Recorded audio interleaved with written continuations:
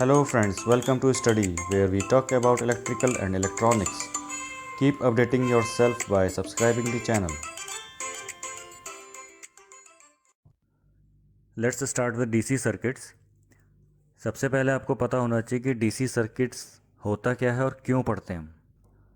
ठीक है, तो इसका एक शॉर्ट इंट्रोडक्शन मैं दे देता हूँ. DC circuits basically electrical circuits होते हैं. ठीक है, जिसमें हम वेरियस इलेक्ट्रिक एलिमेंट्स जैसे कि रजिस्टर हो गया, इंडक्टर हो गया, कैपेसिटर हो गया. ठीक है, कुछ वोल्टेज सोर्सेज हैं, एसी सोर्स हो गया, डीसी वोल्टेज सोर्स हो गया, करंट सोर्स भी होते हैं इसमें. तो इन सब का एक कॉम्बिनेशन बना के हम एक नेटवर्क डिज़ाइन कर देते हैं. ठीक है, ये सारे एलिमेंट्स इंटरकनेक्टेड होते हैं आपस में और इस तरह से इंटरकनेक्टेड होते हैं कि एक हमें डिज़ायर्ड आउटपुट मिलता है. एनालिसिस करी जाती है और एनालिसिस वो पेपर पे होती है या कोई सॉफ्टवेयर है उस पे होती है. तो उस एनालिसिस को करने के लिए, उस एनालिसिस को सिंप्लीफाई करने के लिए हम इलेक्ट्रिकल सर्किट्स पहले डिज़ाइन कर देते हैं. ठीक है, और उन इलेक्ट्रिकल सर्किट्स की हेल्प से हम क्या करते हैं कि कुछ अननोन क्वांटिटीज़ होती हैं जैसे कि वोल्टेज हो गया, करंट हो गया, पावर हो गया, ये सब हम फाइंड करते हैं. तो जिस किसी भी सर्किट में जो भी करंट की वैल्यू डिज़ायर्ड है या वोल्टेज की वैल्यू डिज़ायर्ड है, तो हम उसके अकॉर्डिंगली रेजिस्टेंस की वैल्यू चेंज करके देख लेते हैं, इंडक्टर की वैल्यू चेंज करके देख लेते हैं, रिप्लेस कर लेते हैं इन सबको, कैपेसिटर्स को रिप्लेस करके देख लेते हैं जो डिज़ायर्ड वैल्यूज़ के हैं, जिससे हमें डिज़ायर्ड आउटपुट मिल पाए. तो ये सब रीजंस की वजह से एक हम सर्किट डिज़ाइन करते हैं to just simplify the analysis.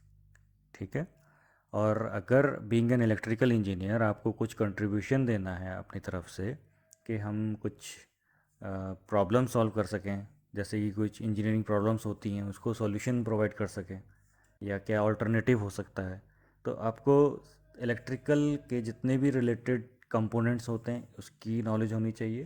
Plus उसमें जो सर्किट्स आप बनाते हो उसमें कौन कौन से लॉज हम अप्लाई कर सकते हैं, जैसे ओम्स लॉ हो गया, किरचॉफ्स लॉज हो गए, ये कैसे अप्लाई होते हैं, कब अप्लाई करना है, इन सब की अगर नॉलेज है तो you can contribute to the solution of engineering problems.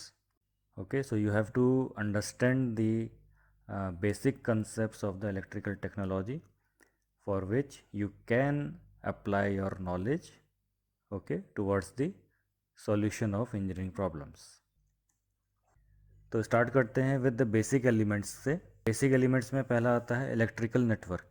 तो इलेक्ट्रिकल नेटवर्क बेसिकली मैंने आपको अभी बताया कि कॉम्बिनेशन होता है डिफरेंट इलेक्ट्रिकल एलिमेंट्स का, जैसे रजिस्टर, इंडक्टर, कैपेसिटर. ठीक है, सोर्सेज हो गए, तो इन सब का एक कॉम्बिनेशन बना के हम एक नेटवर्क तैयार करते हैं. देखो यहाँ पे एक डायग्राम शो कर रहे हैं, ये इलेक्ट्रिकल नेटवर्क का डायग्राम है. ठीक है, यहाँ पे ये है डीसी वोल्टेज सोर्स. ठीक है, और ये है R1, R2, R3, ये रेजिस्टेंसेज हैं. और जो एरोज हम रिप्रेजेंट कर रहे हैं ये है करंट्स की डायरेक्शन. सिमिलरली यहाँ पे एक और नेटवर्क शो कर रहे हैं, ये है करंट सोर्स, ये है वोल्टेज सोर्स. और ये R1, R2, R3, R6 ये रेजिस्टेंसेज हो गए, C4, C5 कैपेसिटेंसेज हो गए. तो there are various electrical networks available. You can design in any way provided what is the desired output. Output क्या चाहिए या हमें किसी सिस्टम से क्या फंक्शन परफॉर्म करवाना है, उसके बेसिस पे हम इलेक्ट्रिकल नेटवर्क्स डिज़ाइन करते हैं. इसके अंदर नोड्स आते हैं. ठीक है, ब्रांचेस होती हैं, जैसे आप सेकंड नेटवर्क में देख रहे हो तो ए बी सी ये नोड्स हो गए. नोड्स मतलब कोई ऐसा पर्टिकुलर पॉइंट जहाँ पे ब्रांचेस अटैच्ड हों. ब्रांचेस जैसे ये R1 अटैच्ड है, R2 अटैच्ड है, R3, ये ब्रांचेस हो गए. Now second one is circuit elements. अब सर्किट एलिमेंट्स दो टाइप के एलिमेंट्स होते हैं इसमें. पहला है एक्टिव एलिमेंट्स, दूसरा है पैसिव एलिमेंट्स. एक्टिव एलिमेंट्स वो एलिमेंट्स होते हैं जो किसी भी इलेक्ट्रिकल नेटवर्क को एनर्जी सप्लाई करते हैं, यानी उसको ड्राइव करते हैं. सेकंड जो पैसिव एलिमेंट्स बता रहे हैं वो होता है ऐसे एलिमेंट्स जिसमें एनर्जी डिसिपेट हो. ठीक है, in the form of heat या एनर्जी स्टोर हो जाए. ठीक है, इसको पहले एक एग्जांपल के थ्रू मैं रिलेट कर देता हूँ, क्योंकि अक्सर कन्फ्यूज़न होता है कि कौन से एक्टिव एलिमेंट्स होते हैं, कौन से पैसिव एलिमेंट्स होते हैं. तो इसमें आप देख रहे हो जो डायग्राम बनाया हुआ है, तो इसको रिलेट करते हैं फादर और सन के कन्वर्सेशन से. तो इसमें हम क्या कह सकते हैं कि father is the only source of income. यानी जो फादर हैं वही ड्राइव करेंगे पूरे घर को। अब उनको दिख रहा है कि उनके सन को कुछ मनी की ज़रूरत है, ठीक है, तो वो सप्लाई देंगे उसको। यानी फादर क्या हो गया, एक्टिव एलिमेंट्स हो गए, जो सप्लाई करे वो एक्टिव एलिमेंट हो गया। और सन क्या हो गया, वो या तो उस मनी को क्या करेगा, खर्च कर देगा, यानी कि डिसिपेट कर रहा है, यानी उड़ा दे रहा है, तो वो पैसिव एलिमेंट्स हो गया। पैसिव एलिमेंट्स में भी दो तरह की चीज़ें, एक तो डिसिपेट कर रहा है या उस मनी को स्टोर भी कर सकता है, तो वो पैसिव एलिमेंट्स हो गए। सो इसलिए यहाँ पे कन्वर्सेशन में लिख रहा है कि that you are an active element of the house and I am a passive element. ठीक है, तो एग्जाम्पल्स क्या हो गए एक्टिव एलिमेंट्स के, D C batteries, D C generators, A C generators, photoelectric cells, metadyne generators, transistors, ये सारे के सारे एक्टिव एलिमेंट्स में आते हैं। और पैसिव एलिमेंट्स की बात करते हैं तो उसमें RLC यानी रेजिस्टर्स, इंडक्टर्स, कैपेसिटर्स। रेजिस्टर्स क्या करते हैं, हीट एनर्जी डिसिपेट करते हैं, और इंडक्टर्स कैपेसिटर्स क्या करते हैं, एनर्जी को स्टोर करते हैं। तो इसलिए सन क्या हुआ, पैसिव एलिमेंट्स, जो मनी को या तो डिसिपेट कर रहा है या स्टोर कर सकता है। ऐसी फादर हैं इसके एक्टिव एलिमेंट जो सोर्स का काम कर रहे हैं। आई होप आपको क्लियर हुआ ये सब, कौन से एक्टिव एलिमेंट्स, कौन से पैसिव एलिमेंट्स। अब बात करते हैं unilateral elements and bilateral elements. Unilateral elements are those elements जो कंडक्ट करें करंट को एक ही डायरेक्शन में, जैसे कि डायोड, ट्रांजिस्टर्स। डायोड में देखो करंट फ्लो होती है एनोड से कैथोड की तरफ। अगर पॉजिटिव टर्मिनल बैटरी का एनोड से लगाया है और बैटरी का नेगेटिव टर्मिनल कैथोड से लगाया, तो करंट कहाँ से फ्लो होगी, एनोड से कैथोड की तरफ। लेकिन अगर मैं इसको रिवर्स बायस कर दूँ, यानी कि बैटरी का पॉजिटिव टर्मिनल कैथोड से अटैच कर दूँ और नेगेटिव टर्मिनल एनोड से, तो करंट फ्लो नहीं होगा। That means diode is the example of unilateral element. Same case with the transistor, current will flow in only one direction. Now bilateral elements, they are those elements जो conduct करें current को दोनों ही direction में, तभी हम इसको bilateral बोल रहे हैं। बाई मतलब टू, तो वो एलिमेंट्स जो दोनों डायरेक्शंस में करंट को अलाउ करें फ्लो करने के लिए, उनको हम बोलते हैं बाईलेटरल एलिमेंट्स। जैसे कि रेजिस्टेंस या रजिस्टर, देखो इसमें करंट की डायरेक्शन लेफ़्ट टू राइट दिखा रखी है, ठीक है, तो जब बैटरी का पॉजिटिव टर्मिनल ए से कनेक्ट होगा और नेगेटिव टर्मिनल बी से, तो करंट ए से बी की तरफ फ्लो होगी। और अगर बैटरी टर्मिनल्स को अपोजिटली अटैच करें, यानी कि बी से पॉजिटिव टर्मिनल अटैच कर दें बैटरी का और ए से नेगेटिव टर्मिनल, तो करंट की डायरेक्शन रिवर्स हो जाएगी। तो इसलिए क्या हो गया, रेजिस्टेंस एक बाईलेटरल एलिमेंट है। Similarly inductor is also bilateral element, capacitor is also bilateral element. So RLC are the bilateral elements. कुछ टर्मिनोलॉजीज़ और हैं जो हमें पता होनी चाहिए, ठीक है, जो नेटवर्क सॉल्व करने में आसानी रहेगी। तो पहला है लीनियर सर्किट्स। लीनियर सर्किट्स क्या होते हैं, ऐसे सर्किट्स जिसमें पैरामीटर्स चेंज ना हो वोल्टेज के साथ या करंट के साथ, ठीक है। जैसे कि अगर ग्राफ देख रहे हो तो उसमें V/I का रेशियो कांस्टेंट रहेगा, और वो कांस्टेंट किस में रहता है, लीनियर रेजिस्टेंसेस में। तो इन जो जिसमें लीनियर रेजिस्टेंस होगा वो लीनियर सर्किट्स होंगे।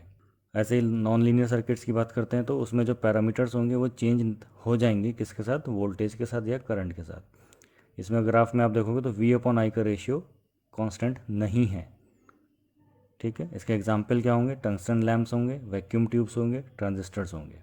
इसमें क्या होता है, ये सब नॉन लीनियर सर्किट्स में आते हैं। Next is potential energy difference. ये amount of energy required to move a unit charge between two points, यानी सर्किट के अंदर हम किसी दो पॉइंट्स के बीच की बात करें तो उसमें जितना एनर्जी रिक्वायर्ड है किसी एक यूनिट चार्ज को मूव करने के लिए, that is the potential energy difference. हमें यूनिट चार्ज को मूव करना है, उसके लिए जितनी एनर्जी रिक्वायर्ड है वही पोटेंशियल एनर्जी डिफरेंस है, ठीक है। ऐसे ही इलेक्ट्रिक करंट क्या होता है, the time rate of net motion of an electric charge across a cross sectional boundary. Basically क्या होता है, rate of transfer of electric charge होता है, ठीक है। इसको हम मैथमेटिकली अगर देखें तो quantity of electric charge transferred during a given time duration upon total time duration, that is dq upon dt। EMF next is electromotive force, EMF। इसको क्या बोलते हैं, force that causes an electric current to flow in an electric circuit. ऐसा force जो electric current को flow कराए किसी electrical circuit में। Next is potential difference. Potential difference क्या होता है, बेसिकली इलेक्ट्रिकल नेटवर्क में आप देखोगे तो दो पॉइंट्स ऐसे स्टेट पे होते हैं, एक ऐसे इलेक्ट्रिकल स्टेट पे होते हैं जहाँ पे एक को हम बोलते हैं हायर पोटेंशियल पे और दूसरे को बोलते हैं लोअर पोटेंशियल पे। और जो करंट फ्लो होता है वो इन दो पोटेंशियल डिफरेंस के बीच में करंट हम बताते हैं कि हायर से लोअर पोटेंशियल की तरफ करंट फ्लो होगा। तो इसीलिए जो डेफिनेशन होती है, it's a difference in the electrical state of two points which tends to cause flow of electric current between them, right. So आपको क्या याद रखना है इसमें, एक पॉइंट हायर पोटेंशियल पे होगा, दूसरा लोअर पोटेंशियल पे होगा। तो जो करंट फ्लो होगी वो higher potential to lower potential होगी। Resistance as you already know, basically क्या होता है, एक सब्सटेंस की प्रॉपर्टी होती है जो अपोज करती है किसको, फ्लो ऑफ इलेक्ट्रिक करंट को, ठीक है। तभी तो हम बोलते हैं कि कोई पर्टिकुलर चीज़ है जो इलेक्ट्रॉन्स के फ्लो को रेजिस्ट कर रही है। तो that's the property of a substance that opposes the flow of electrons or flow of an electric current through it.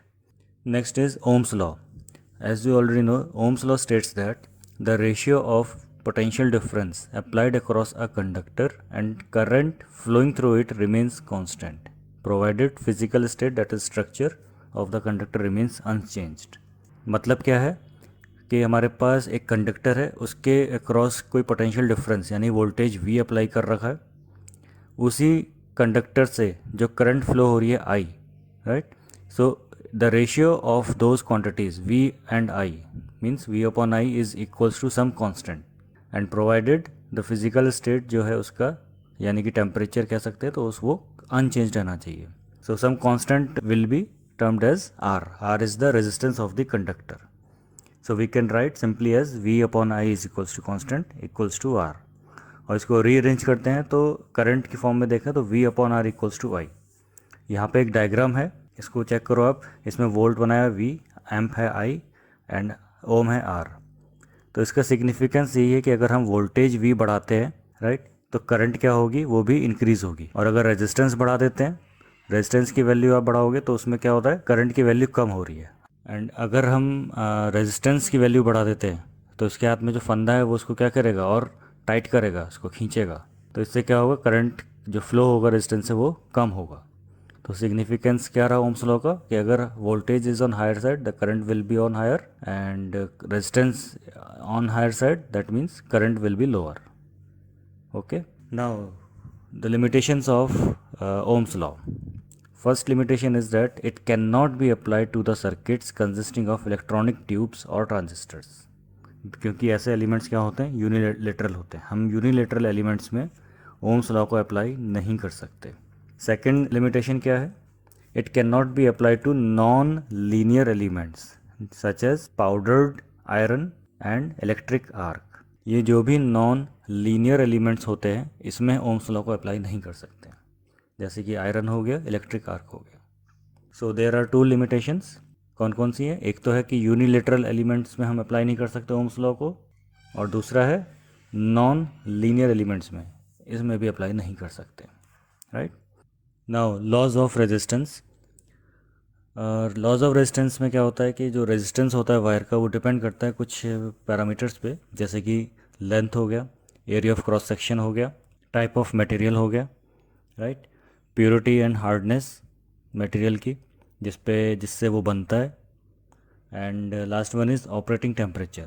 ये 5 पैरामीटर्स हैं जिस पे रेजिस्टेंस ऑफ वायर डिपेंड करता है। बेसिकली जो रेजिस्टेंस ऑफ वायर होता है वो डायरेक्टली प्रोपोर्शनल टू लेंथ होता है, inversely proportional to area of cross section होता है। कंबाइन करके इसको हम लिख देते हैं R equals to rho L upon A। ये फॉर्मूला आपको पता है already. So R equals to rho L upon A, where rho is the specific resistance or simply we can say resistivity of the material of the wire. इसकी unit क्या होगी, ohm metre. Next is conductance and conductivity. So conductance क्या होता है, it is the reciprocal of the resistance, simply denoted by capital G। इसको अगर define करते हैं तो सिंपली हम बोलते हैं कि it is the inducement offered by the conductor to the flow of current, right. इसकी यूनिट होगी सीमेंस या mho. So we can write G equals to 1 upon R and we know R is rho L upon A. So R equals to rho L upon A हम इसमें put करते हैं तो we get G equals to 1 upon rho A upon L, which can be written as G equals to sigma A by L. Okay, जहाँ पे हम sigma को अगर डिनोट करते हैं तो वो क्या होता है, स्पेसिफिक कंडक्टेंस होगा, या सिंपली हम कह सकते हैं कंडक्टिविटी ऑफ द मटेरियल। इसको हम अगर रिलेट करते हैं रो से, जो स्पेसिफिक रेजिस्टेंस है, तो ये दोनों क्या होंगे, आपस में रेसिप्रोकल होंगे, यानी इन्वर्सली प्रोपोर्शनल होंगे दोनों। तो हम सिंपली कह सकते हैं कि sigma is the reciprocal of the resistivity. इसकी यूनिट हो जाएगी सीमन पर metre. Thank you for watching. You may spread the knowledge by sharing the link. And for more updates, please subscribe the channel.